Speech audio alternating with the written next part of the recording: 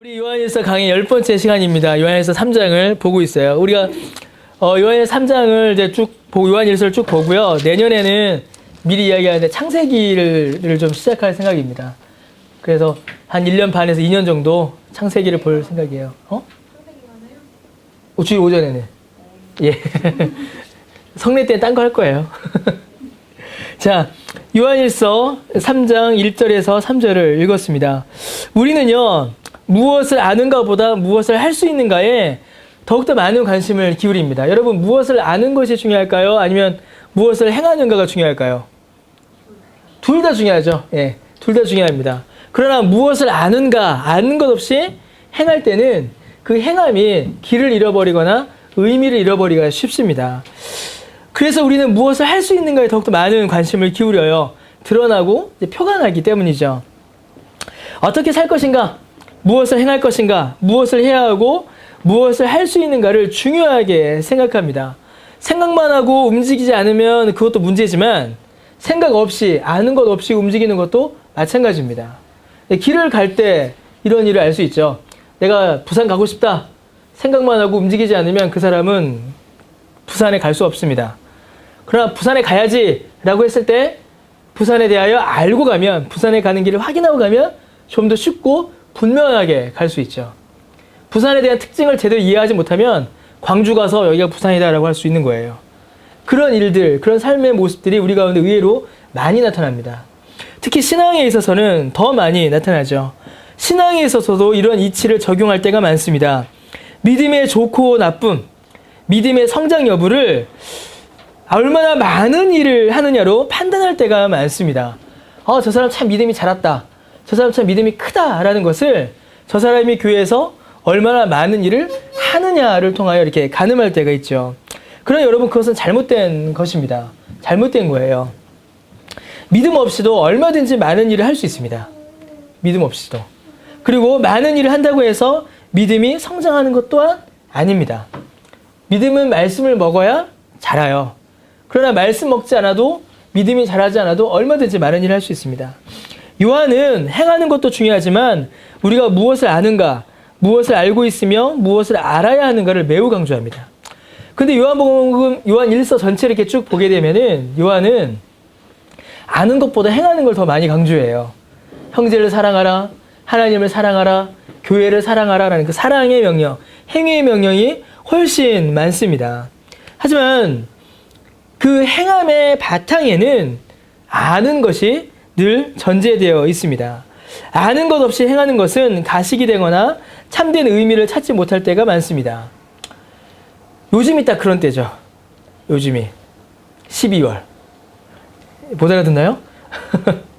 딱 요즘이 그런 때입니다. 12월이. 왜 그럴까요? 여러분, 한국 교회에서 청년들이 교회를 떠나는 중요한 원인 중에 하나 뭔지 아세요?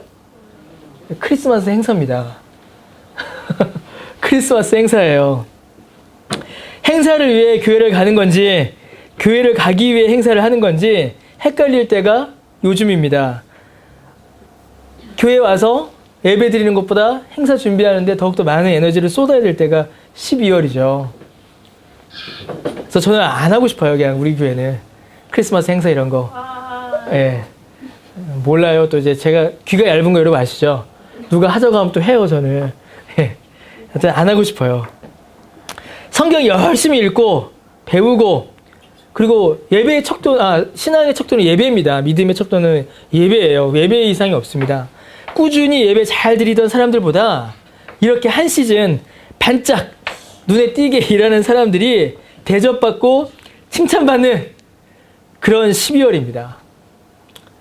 저도 이제 그런 사람이었죠. 저도 그것을 강요하던 사람이었어요. 저도 그것을 강요하던 사람이었고, 저도 그것을 행하던 사람이었죠. 하여튼 그런 12월입니다. 그래서 어떤 일이 벌어져요? 교회들마다 12월 말 1월 초가 되면 교육자들이 긴장해요. 특히 청년부 교육자들은 전화가 옵니다. 목사님, 잠깐 드릴 말씀이 있어요.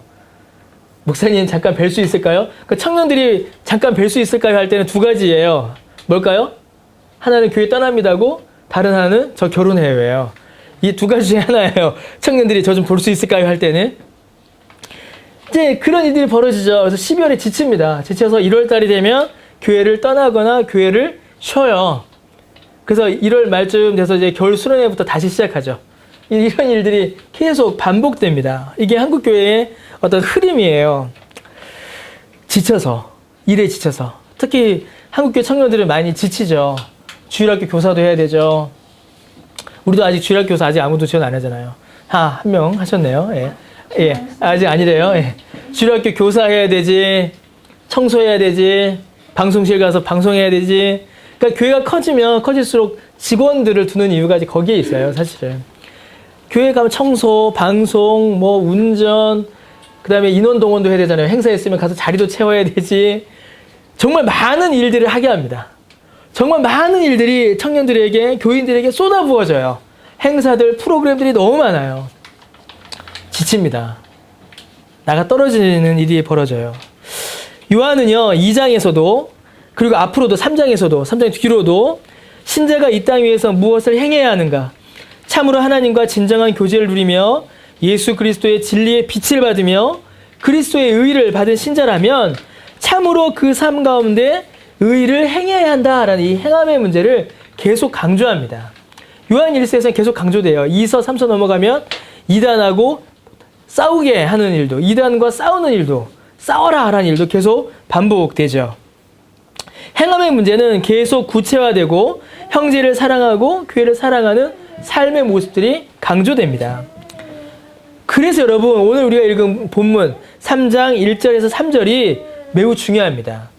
왜냐하면 그 행함들, 수많은 행함들이 계속 이루어질 텐데 그 행함이 바른 의미를 가지고 바른 신자의 삶의 열매가 되기 위해서는 분명히 알아야 할 것들이 있기 때문입니다.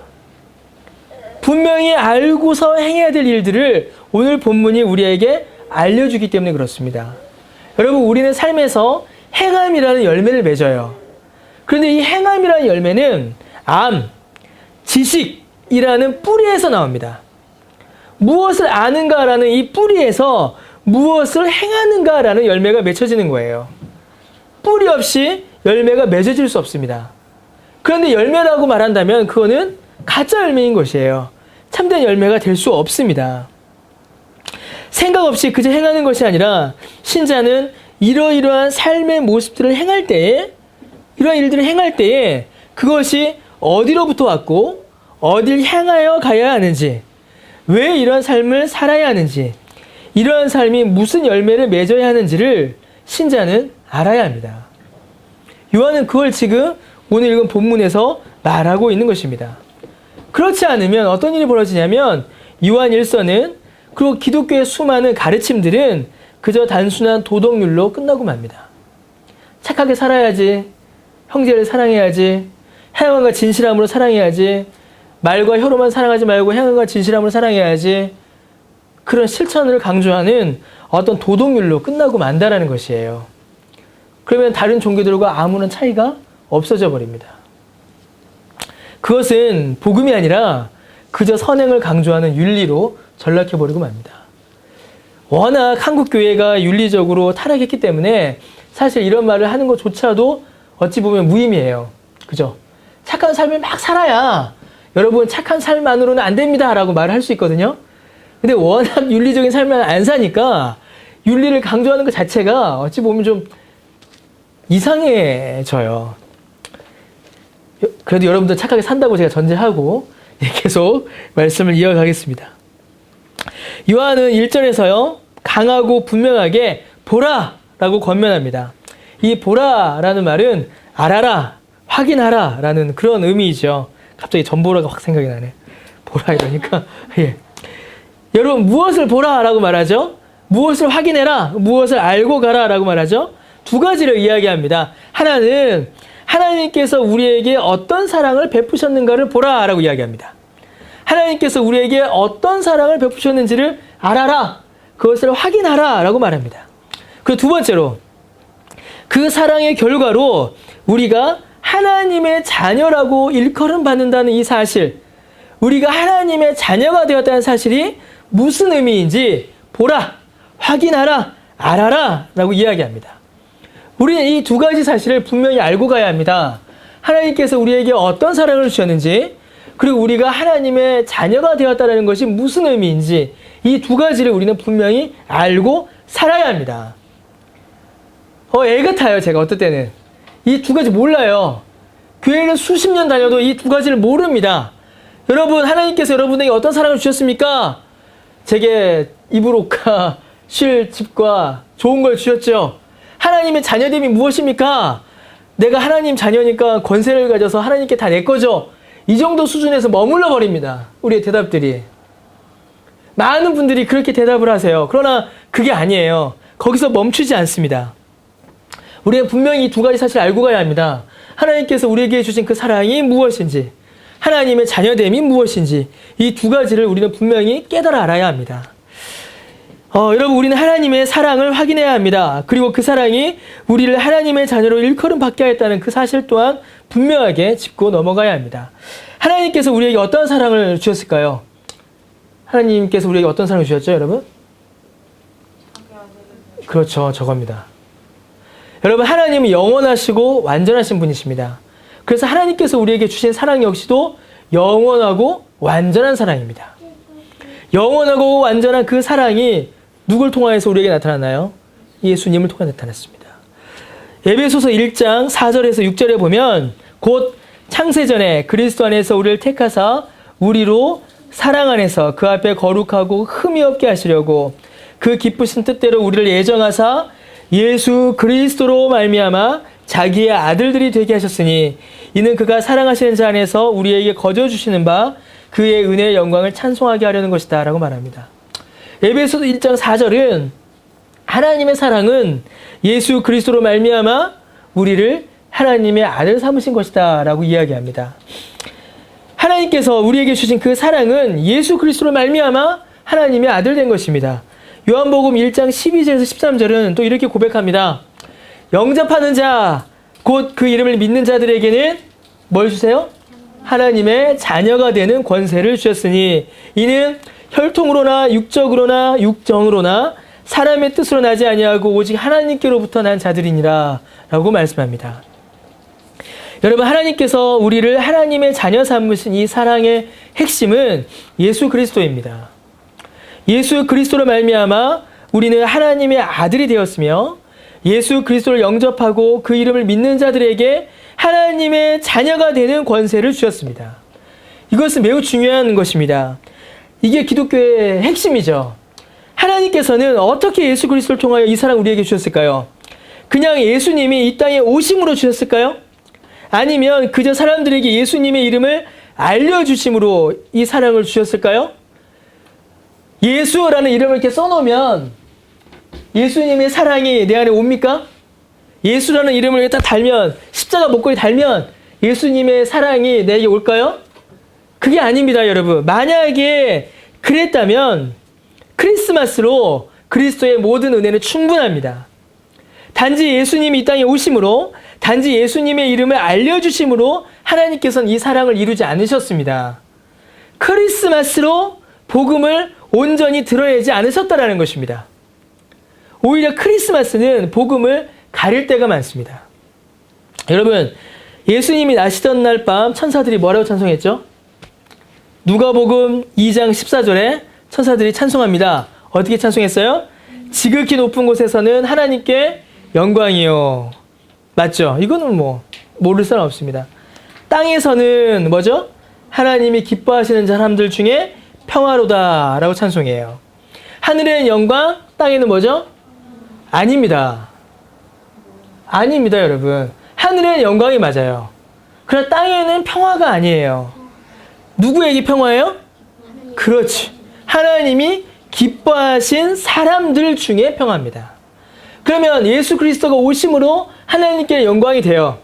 땅에도 평화가 임합니다. 그러나 그 평화를 누리는 사람들은 누구예요? 하나님이 기뻐하시는 사람들입니다. 하나님이 기뻐하지 않으시는 사람들은요, 이 평화를 누리지 못합니다. 그들에게는 평화가 아니라 그리스도의 오심은 심판입니다. 왜죠? 예수 그리스도께서 오심으로 하나님이 기뻐하심을 받은 자들은 구원을 받고 하나님의 기뻐하신 뜻 밖에 있는 자들은 심판을 받기 때문에 그렇습니다. 그래서 예수님의 오심은 아까 우리 잠깐 얘기했었는데 애매모호한 날이에요. 참 복잡한 날입니다. 기쁜 날이에요. 왜 기쁜 날입니까? 우리를 구원해 주시니까. 그러나 아주 무섭고 두려운 날입니다. 왜죠? 죄에 대한 심판이 선언되고 확증되는 날이기 때문에 그렇습니다. 세상이 크리스마스를 기뻐할 이유는 전혀 없어요. 오히려 세상은 크리스마스를 두려워해야 합니다. 아직 하나님 안에 있지 않으므로, 하나님의 기뻐하심을 받지 못함으로 내가 평화를 누리지 못한다는 사실이 세상에 드러나는 날이에요. 두려운 날이요, 공포스러운 날이요, 심판의 날이 임하는 것입니다. 근데 막 크리스마스 흥청망청 즐거워한다. 잘못된 것이죠. 그건 오류입니다. 여러분, 복음은 하나님의 사랑하심을 받은 자들에게는 구원과 기쁨과 평화의 소식이지만, 하나님의 기뻐하심을 받지 못한 자들에게는 진노와 심판의 선언입니다. 복음은 단순히 잘 될 거야, 좋은 일이 생길 거야 라는 기쁜 소식이 아닙니다. 복음은 구원과 심판이 동시에 나타나는 것입니다. 여러분, 그러면 누가 하나님의 기뻐하심을 받은 자이며 누가 이 평화를 받은 자일까요? 오늘 본문의 말씀대로입니다. 우리가 살펴본 바대로예요. 예수 그리스도를 영접하여 그 이름을 믿는 자들은 이 평화를 누리는 자들입니다. 왜 그렇습니까? 왜 예수님을 영접하고 그 이름을 믿는 자들만 이를 누릴 수 있을까요? 당연하죠. 당연한 것입니다. 여러분, 원래 우리는 하나님의 진노 아래에 있던 사람들입니다. 그렇죠. 우리 하나님의 진노 아래에 있던 사람들이에요. 온 인류는 하나님의 심판 아래에 있었습니다. 하나님께서 이 땅을 심판하실 때에 어디는 심판하시고 어디는 심판하지 않으시고 그렇게 하지 않으셨어요. 그 대표적 교훈이 뭐죠? 노아의 홍수입니다. 노아의 홍수가 났을 때 그 물이, 서울은 덥지만 광주는 덥지 않는 그런 식으로 나타나지 않았습니다. 하나님께서 지구를 심판하실 때 그 심판은 온 지구를 덮었습니다. 왜 그럴까요? 온 땅이, 온 인류가, 온 민족이, 모든 사람들이 타락했기 때문에 그렇습니다. 모두가 범죄했기 때문이에요. 온 땅의 모든 사람들이 하나님의 진노 아래에 있었습니다. 의인은 없나니 하나도 없었습니다. 모두가 심판받아야 할 죄인들이었습니다. 죄인들입니다. 그런데 여러분, 그 죄를 누가 담당하셨나요? 하나님께서는 이 죄의 문제를 예수 그리스도에게 담당시키셨습니다. 굉장히 중요한 것이죠. 사람이 죄에 대하여 할 수 있는 일은요, 두 가지밖에 없습니다. 우리 하이델베르그 유림도 했는데, 사람이 죄에 대해서 할 수 있는 일은 죄를 더하거나 그 죄로 인해서 심판받는 것밖에 없습니다. 죄의 짐을 덜거나 죄의 용서를 이루거나 죄의 짐을 완전히 벗는 일은 사람에게 불가능합니다. 이 죄의 문제를 누가 해결하셨나요? 예수 그리스도께서 이 죄를 모두 담당하셨습니다. 하나님께서는 이 죄의 문제를 예수 그리스도에게 모두 담당하게 하셨습니다. 여러분, 이를 위해 예수님은 이 땅에 오셨습니다. 예수님은 죽으러 오신 거예요. Born to Die라고 또 어떤 책 제목인데, 예수님에 대해 쓴 책이에요. Born to Die. 죽으러 온 태어남이죠. 가장 비참하고 가장 고통스러우며 가장 처절한 죽음으로 이 죄의 문제를 감당하시기 위하여 주님은 이 땅에 오신 것입니다. 예수님께서는 그가 스스로 이 땅에 내려오심으로 비참함을 짊어지셨으며 십자가 달려 죽으심으로 모든 죄의 문제를 감당하셨습니다. 그가 친히 속죄 제물이 되심으로 모든 죄를 사할 속죄제를 단번에 이루신 것입니다. 믿음은 여러분, 그리스도를 구주로 영접하여 이 은혜를 받아 누리는 통로입니다. 그리고 하나님의 자녀로 일컬음을 받는 것입니다. 하나님의 자녀가 아니었지만 죄의 자녀요, 어둠의 자녀요, 하나님을 떠난, 하나님을 거역한 자였지만 이제는 하나님의 자녀가 된 것입니다. 여러분, 이제 오늘 오후에 전도에 대해서 이야기할 텐데, 어떤 신학자가 뭐라고 했냐면, 전도는 하나님의 원수가 이제는 하나님의 자녀 됐다라고 선포하는 것이다 라고 이렇게 설교했어요. 하나님의 우리는 원수였습니다. 하나님과 함께 할 수 없는 자였어요. 그러나 하나님의 사랑으로, 예수 그리스도의 죽으심으로 이제는 하나님의 자녀가 된 것입니다. 여러분, 우리는 이 사실을 알아야 합니다. 우리는 이 사실을 분명히 알아야 합니다. 아무리 강조하고 아무리 가르치고 아무리 배워도 여러분 이거는 넘치지 않는 것입니다. 하나님 우리를 어떻게 사랑하셨는지, 예수 그리스도께서 그 사랑을 이루시기 위하여 어떤 일을 당하셨고 이루셨는지, 그의 오심과 죽으심과 부활하심이 우리에게 하나님의 사랑을 어떻게 보이셨는지를 우리는 알아야 합니다. 이 사랑을 확인하는 일은, 배우는 일은 아무리 자주 있어도 늘 부족한 일입니다. 그런데 여러분, 요한은요, 이 지식이 이 땅 위의 모든 사람들에게 허락된 것이 아니다라고 설명합니다. 1절에 보시니까 뭐라고 되어 있어요? 아버지께서 어떠한 사랑을 우리에게 베푸셨는가? 라고 했어요. 근데 1절 후반부에 세상이 우리를 알지 못하면 그를 알지 못한다 라고 설명합니다. 세상이 알지 못한대요. 뭘 몰라요? 하나님의 자녀됨이 무엇인지를 모른다라고 합니다.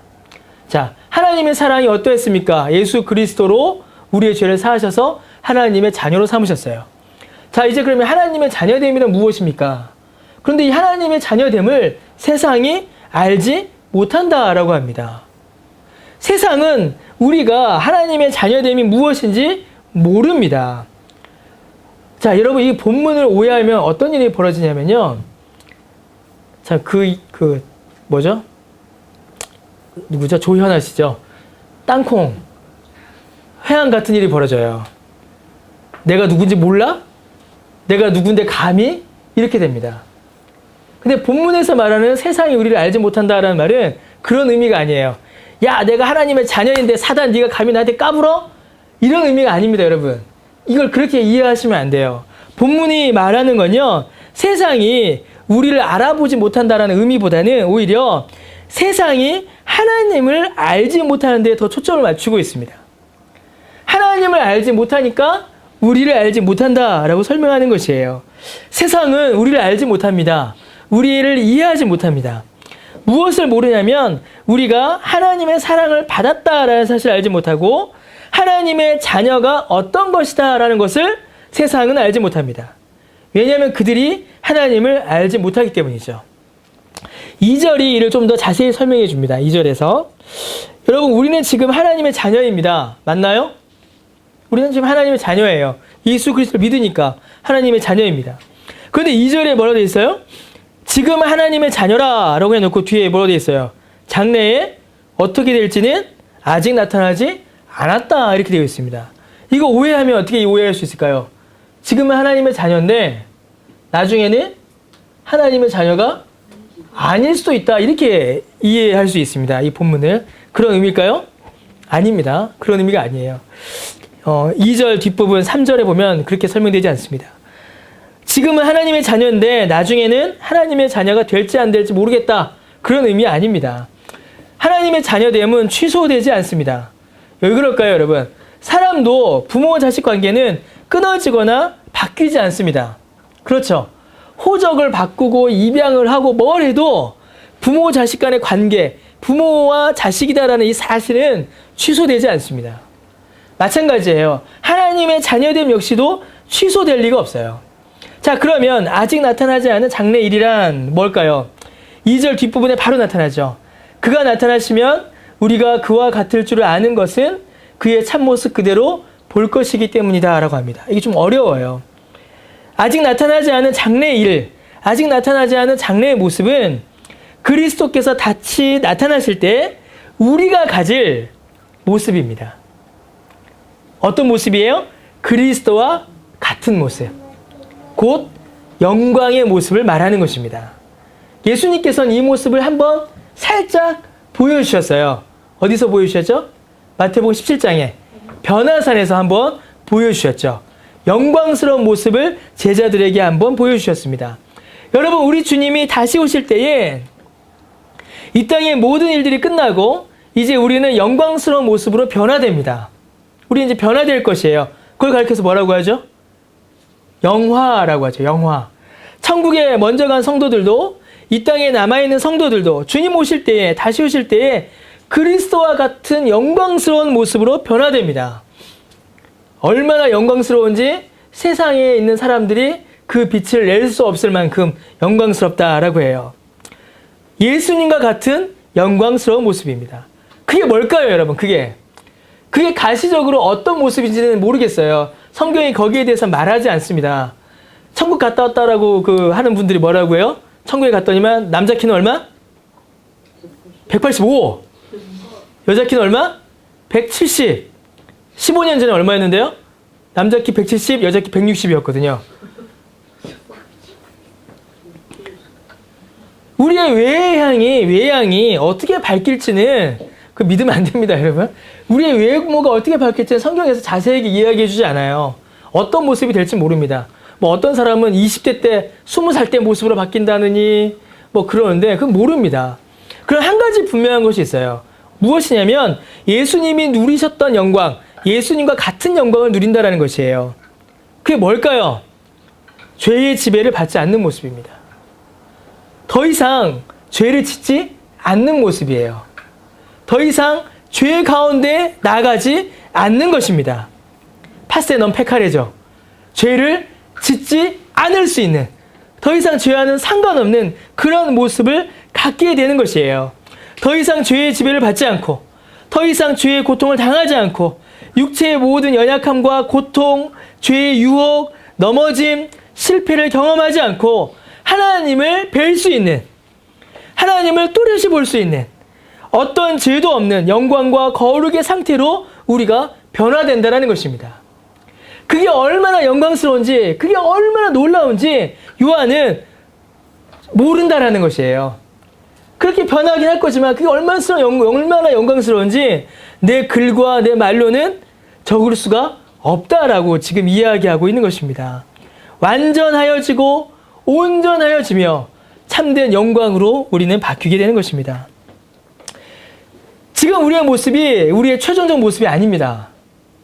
여러분, 지금 우리의 모습이 우리의 최종적 모습이라 생각해 보세요. 답답해지죠? 답답해집니다. 끝나요. 그런데 여러분, 세상은 그것을 알지 못합니다. 세상은 우리의 최종적 모습을 알지 못해요. 세상은 우리를 보며 그러한 우리의 최종적 모습을 상상조차 하지 못합니다. 왜 그럴까요? 왜 그럴까요? 세상은 왜 우리의 최종적 모습을 상상하지 못할까요? 하나님을 모르기 때문에 그렇습니다. 세상은 우리 뒤에 계시는 하나님을 알지 못하기 때문입니다. 세상은 그저 우리의 지금 모습만을 보고 알기 때문입니다. 여러분, 교회의 영광은 무엇일까요? 교회의 영광. 지금 이게 교회의 영광일까요? 세상 사람들이 볼 때 우리 교회는 영광스러울까요? 세상 사람들이 볼 때는 저 서초역에 있는 큰 교회가 훨씬 더 영광스럽습니다. 크고 사람도 많고 화려하니까. 그러나 여러분, 눈에 보이는 것이 최종적 영광이 아닙니다. 교회의 영광은 하나님 나라에서 드러나는 것입니다. 여러분, 지금 우리의 모습은요, 어떻습니까? 여러분, 우리의 모습은, 지금 현재의 모습은 영광스러운가요? 거룩하세요? 완전합니까? 온전합니까, 여러분? 여러분의 지금의 모습 하나님 앞에서 아름답습니까? 그렇지 않아요. 그렇지 않습니다. 우리의 신앙은요, 지금 이 땅 위에서 영광과 거룩, 완전함을 이루는 것이 아닙니다. 이 땅 위에서 누리는 것으로 우리의 믿음의 결론을 결정 지으려고 하면 안 됩니다. 아직 우리에겐 최종적인 영광이 오지 않았습니다. 여러분, 지금 우리의 모습은 모자라고 창피하고 심지어는 비참하기까지 합니다. 하나님의 자녀라고 하면서도 예수 그리스도를 영접하고 그 이름을 믿는다라고 하면서도 지금 나의 모습은, 우리의 모습은 아닌 것 같아요. 아닌 것 같아요. 다시 죄를 짓고 또다시 실패하고 또다시 넘어지고 또다시 믿음이 약해지고 흔들리고 내가 과연 구원받은 사람이 맞나? 의심이 일어납니다. 세상은요, 여러분, 그러한 지금의 내 모습만을 봅니다. 내가 봐도 한심하고 나 자신이 봐도 도무지 소망을 찾아볼 수 없는 그 모습을 세상이 봐요. 그러니 세상인 내가 내가 그렇게 영광스러운 존재가 될 것이라고 생각할 수 없는 것입니다. 할 수 없죠. 지금 나만 보니까. 그래서 어떻게 할까요? 끊임없이 우리를 정죄하고 우리의 구원을 의심하게 하고 우리의 믿음을 포기하게 합니다. 유혹하고 시험하고 넘어뜨리려고 하는 것이죠. 너는 하나님의 자녀가 아닌 것 같다. 이렇게 말합니다. 네 모습을 봐라. 너 그러면서 천국 가겠느냐? 네가 어젯밤에 한 짓을 내가 아는데 너 천국 갈 수 있을까? 이렇게 나옵니다. 너는 아무리 봐도 구원받지 않은 것 같다.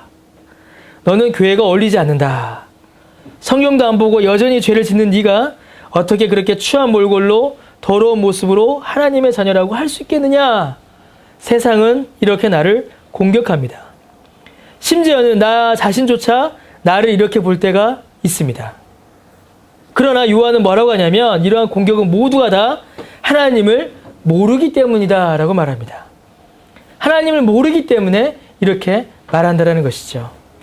좀 더 정확히 이야기하면 그 자녀를 향하신 하나님의 사랑을 모르기 때문입니다. 그 자녀를 포기하지 않으시고 온전하게 하시는 하나님의 그 사랑을 세상에 알지 못하기 때문에 이렇게 공격하는 것입니다.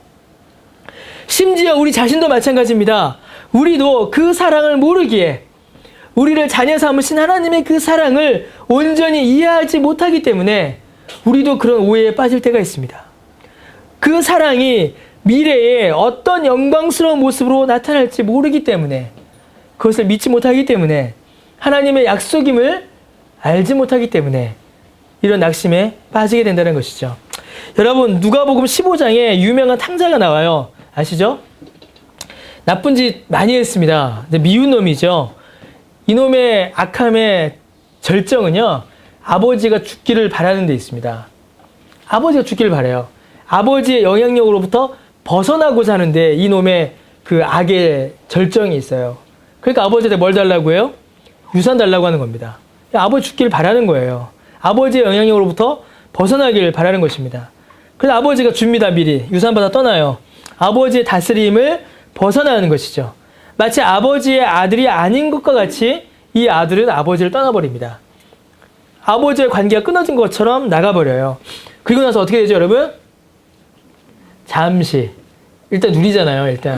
일단 누립니다. 일단 마음껏 누리다가 어떻게 된다고요? 쫄딱 망합니다. 거지 돼버리죠. 제가 원고에 쫄딱 망한다고 써놨는데 쫄딱 망한다고 했어요. 비참한 지경에 처하게 돼요.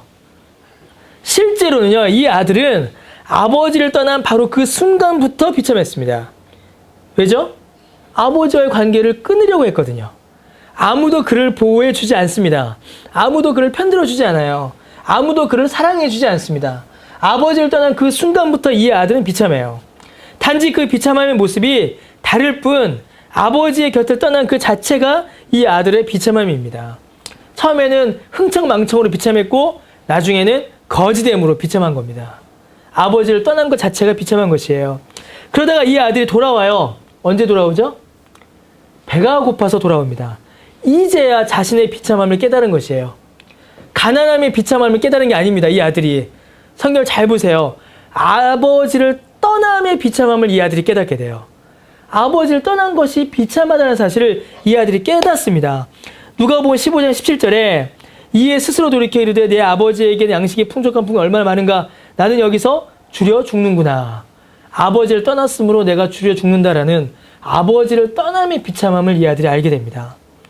18절에 내가 일어나 아버지께 가서 이르기를 아버지 내가 하늘과 아버지께 죄를 지었사오니 19절에 지금부터는 아버지의 아들이라 일컬음을 감당하지 못하겠나이다. 나를 품꾼의 하나로 보소서 하리라. 이렇게 이야기하고 아버지께 돌아옵니다. 이 아들이 지금 보고 있는 자신의 모습은요. 그리고 세상이 이 아들을 볼 때에는 아들이 아닙니다. 그렇죠. 아버지의 아들로 보이질 않아요. 어디를 봐도 아름다운 아들의 모습이 보이지 않습니다. 아들이 아니라 품꾼보다 못한 거지로 보여요. 남입니다. 폐륜하죠. 말 그대로 탕자예요. 근데 이 아들이 돌아옵니다. 아버지에 돌아와요. 누가복음 15장 20절에서 24절에 이에 일어나서 아버지께로 돌아가니라. 여러분 이게 믿음입니다. 아버지께 돌아오는 거. 아버지한테 가면 최소한 굶어 죽진 않겠다라는 거.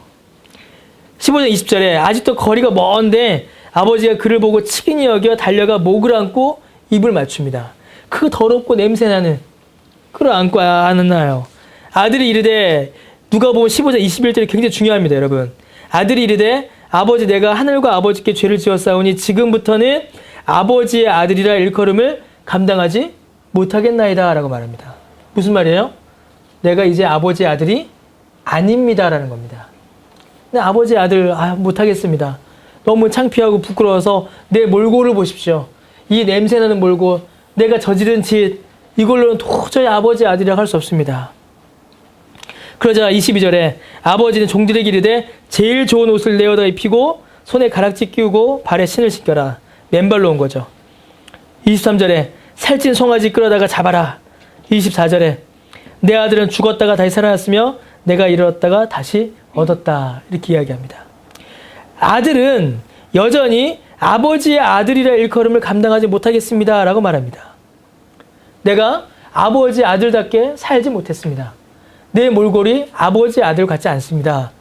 그렇게 이야기합니다. 그런데 아버지는 다 필요 없어요. 다 필요 없다. 그냥 기뻐합니다. 즐거워합니다. 왜죠? 죽었다가 다시 살아났으며 잃었다가 다시 얻었기 때문입니다. 여러분, 아버지가 이 아들을 다시 받아준 이유가 뭘까요? 이 아들의 착한 일 때문입니까? 이 아들의 재산을 늘렸기 때문이에요? 이 아들이 효도했기 때문입니까? 아닙니다. 아버지가 이 아들을 다시 안아준 거는, 이 냄새나고 더럽고 나쁜 놈을 다시 안아준 거는 오직 하나의 이유 때문입니다. 뭐죠? 아들이라서입니다. 아들이라서. 아들이기 때문입니다. 이 아들은 아버지의 아들됨을 포기하고 취소하고 끊고 도망가려고 그렇게 했지만 이 아버지는 한 번도 자신의 아들을 포기한 적이 없습니다. 아버지의 사랑은 한 번도 변함이 없었던 것입니다.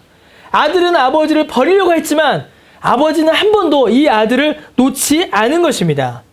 여러분, 아들은 이 사랑을 몰랐습니다. 그러니 장래에 일어날 영광스러운 일을 알지 못한 채로 아버지의 집에 가면 아들됨이 회복되고 좋은 옷 입고 다시 맛있게 먹을 것이다라는 이 영광을, 아들됨을 회복할 것이다라는 것을 알지 못한 채로 그저 자신의 모습만을 바라보며 절망하고 낙심한 것입니다. 세상이 그를 귀하게 여겼을 리가 없죠. 세상의 조롱과 자기 자신을 향한 자괴감으로 자신이 아버지의 아들의 사실조차 의심하고 부정하고 절망하고 포기하려 했던 것입니다. 근데 아버지는 어떻게 하셨어요? 포기하지 않으셨습니다. 아버지는 아들의 아들됨을 한 번도 끊지 않으신 겁니다. 아버지의 사랑은 한 번도 한순간도 그를 놓지 않았습니다. 아버지의 사랑이 한 번도 그를 놓지 않았다면 그가, 이 탕자가 아버지의 아들이 아닌 적도 한 번도 한순간도 없던 겁니다. 그는 계속 아버지의 아들이었던 것이에요. 그는 아버지 집에 있을 때도, 탕자로 나갔을 때도, 온갖 향락을 누리고 있을 때도, 주염나무 열매를 먹을 때도, 거짓골로 맨발로 돌아올 때도 아버지 아들이었습니다. 다만 아버지의 아들답게 살아가지 못했을 뿐이죠. 여러분, 그게 죄입니다. 그리고 그것이 또한 은혜의 약속입니다. 하나님께서 그 아들을, 그 자녀를 포기하지 않으신다는 거. 아들됨은 아들에게 달려있는 것이 아니라 그 아버지에게, 그 아버지의 사랑에 달려있는 것입니다. 본문에서 말하는, 요한이 말하는 바로 그 영광의 자녀됨이 바로 이 아버지의 사랑입니다. 세상이 우리를 공격하고 심지어 우리가 우리 자신을 의심하는 것은 우리가 하나님을 제대로 알지 못하기 때문입니다.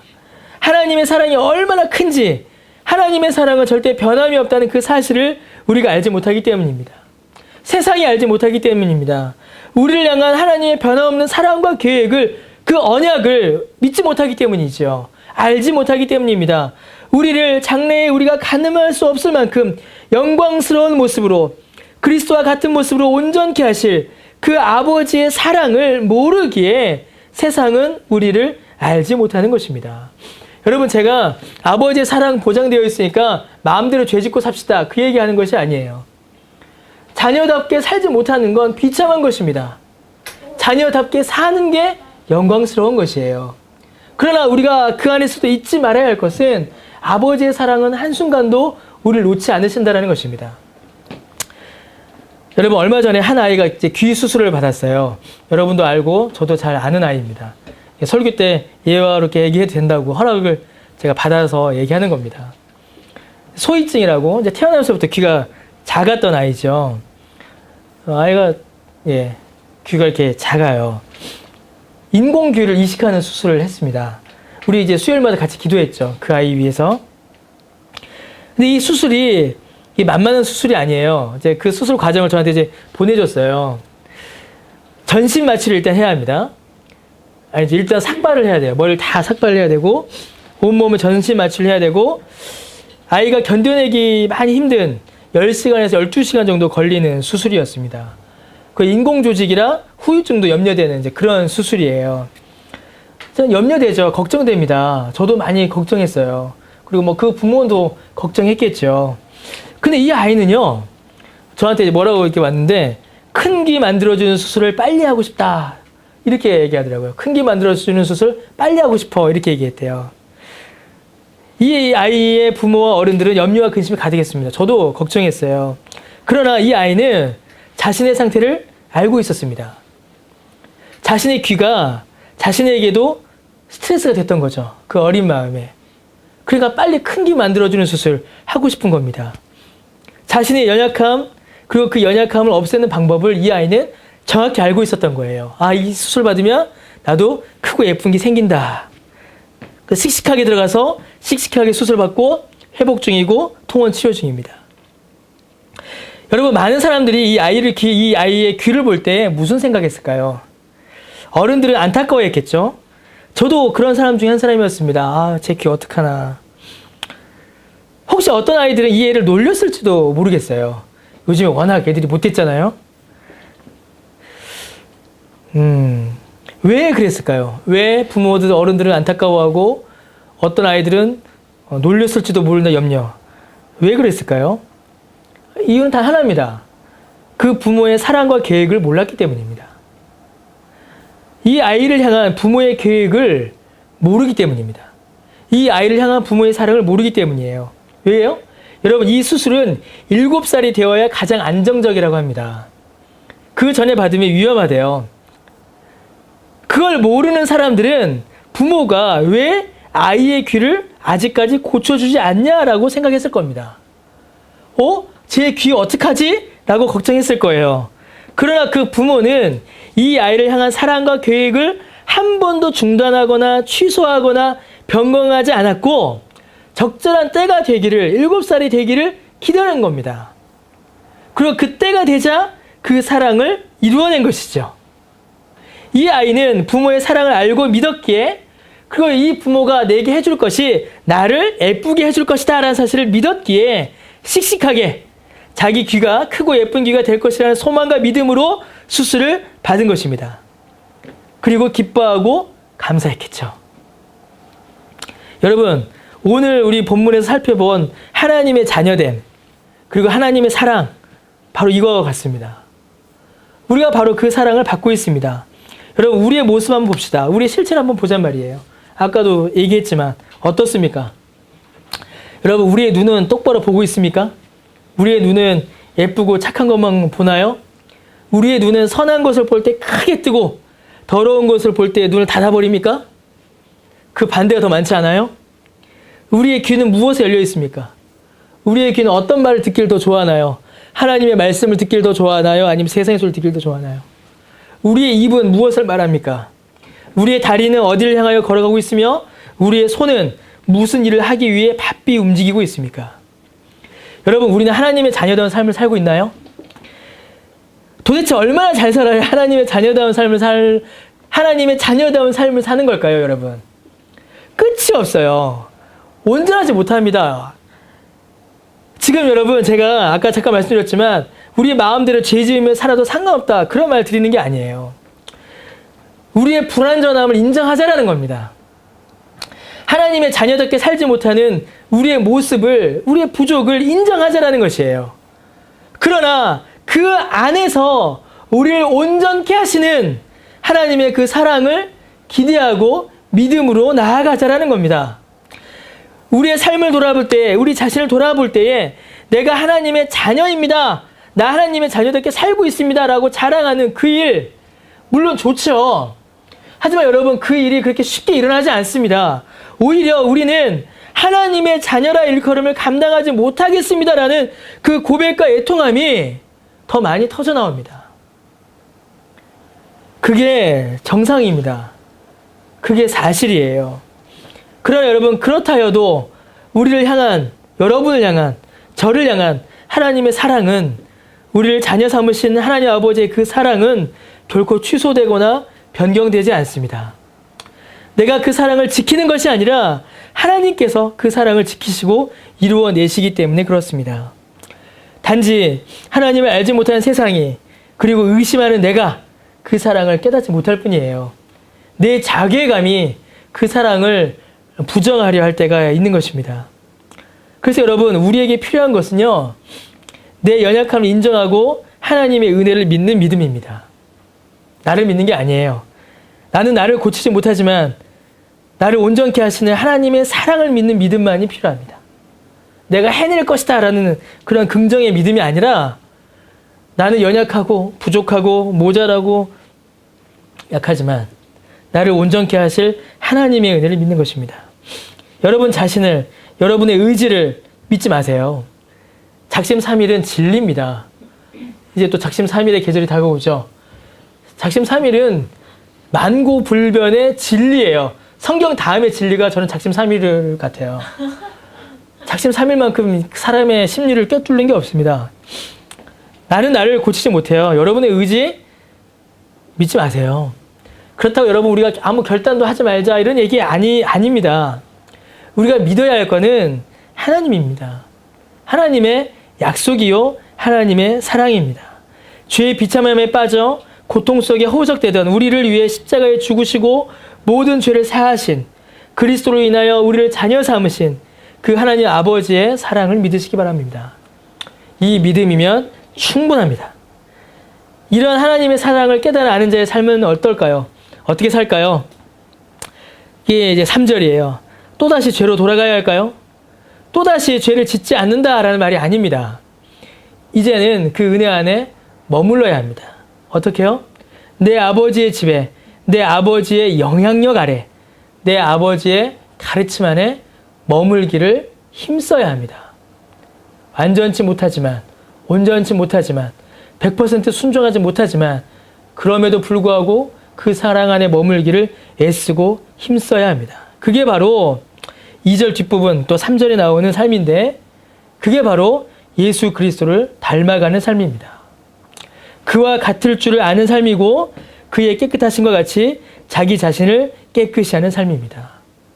예수를 알아, 예수를 믿어, 예수를 닮아가는 삶입니다. 그것이 우리의 삶의, 우리의 행함의 본질입니다. 이거 없이 행하는 것은 여러분 가식이 되기가 쉽습니다. 예수를 닮아가는 것이 우리의 삶의 본질이어야 합니다. 예수님께서 우리에게 보여주신 본을 따라 예수님을 닮아가는 삶을 살기를 애쓰고 노력하고 수고해야 합니다.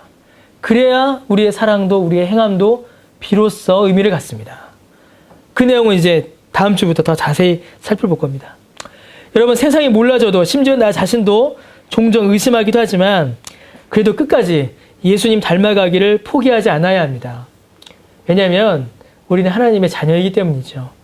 나중에 이후에 장래에 얼마나 영광스러운 모습으로 우리를 온전케 하실지 그 은혜를 기대하며 믿으며 이 땅 위에서 우리는 살아가는 겁니다.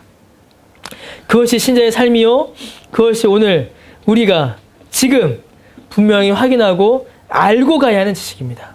분명히 우리는 이것을 알아야 합니다. 이것 없이는 우리의 삶의 모든 일들은 그저 허상에 불과합니다. 이것이 우리가 전해야 할 복음의 기쁜 소식입니다. 이걸 전하는 게 전도입니다. 하나님의 사랑이 우리 가운데 어떻게 나타나였는지, 하나님의 자녀됨이라는 게 무엇인지를 우리는 알아야 하고 그것을 전해야 하는 것이죠. 교회가 할 일이 뭘까요? 교회 할 일을 단순합니다. 우리 어제 누구랑 이렇게 얘기하다가 했는데, 교회가 할 일 단순해요. 예배드리고 성경 배우고 밥 먹는 겁니다. 그게 다예요. 교회 하는 일은 그게 다예요. 말씀 배우고 예배드리고 같이 밥 먹고 성도의 교제 나누는 게 다입니다. 그 안에 우리에게 주신 하나님의 사랑을 알고 하나님의 자녀됨을 확인하고 우리가 하나님의 다 자녀면 우리는 다 뭐예요? 하나님 안에? 다 형제요? 다 자매입니다. 그걸 확인하는 게 교제예요. 그게 성도의 교제입니다. 그래서 우리 안에 이루어가는 것이죠. 그런 은혜가 또 그런 알미, 그런 지식이 그로 인한 성도의 삶이 우리 안에 열매 맺게 되기를 주의 이름으로 축원합니다.